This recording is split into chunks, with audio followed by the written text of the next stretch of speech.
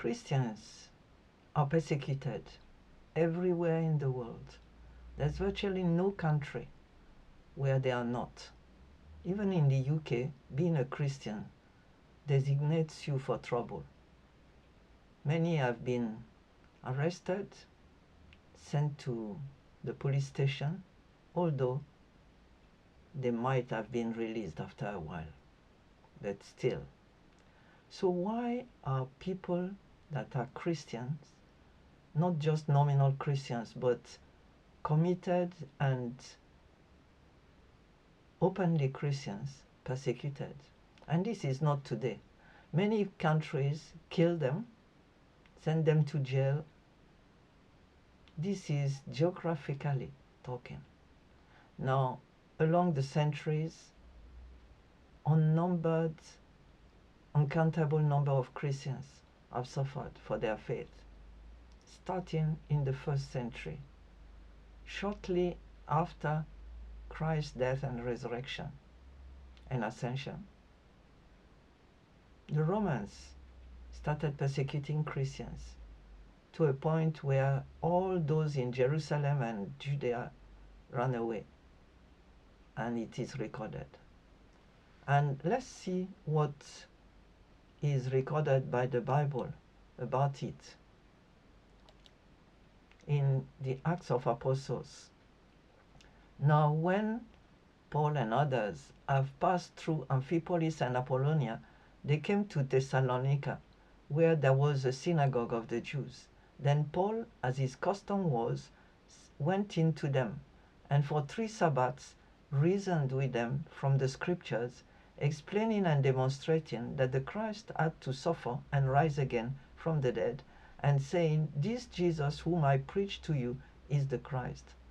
And some of them were persuaded, and a great multitude of the devout Greeks, and not a few of the leading women, joined Paul and Silas. But the Jews who were not persuaded, becoming envious, took some of the evil men from the marketplace, and gathering a mob, set all the city into an uproar, and attacked the house of Jason, and sought to bring them out to the people.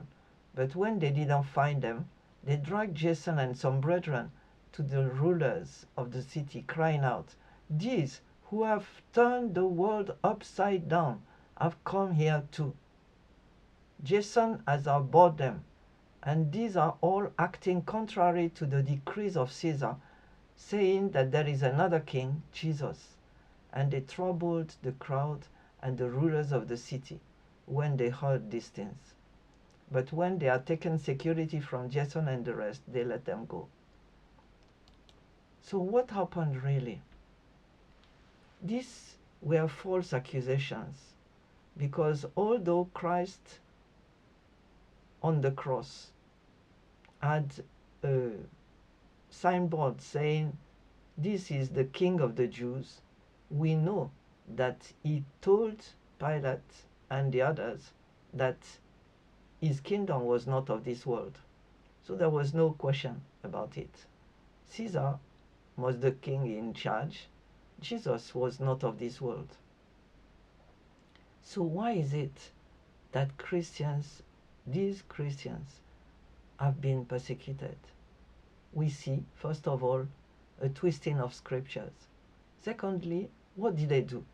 It is recorded on the internet and everywhere else that the church over the centuries has been a major source of social services, schooling, medical care, an inspiration for arts, culture and philosophy, and a positive, influential player in politics. In France, for example, that's my country of origin,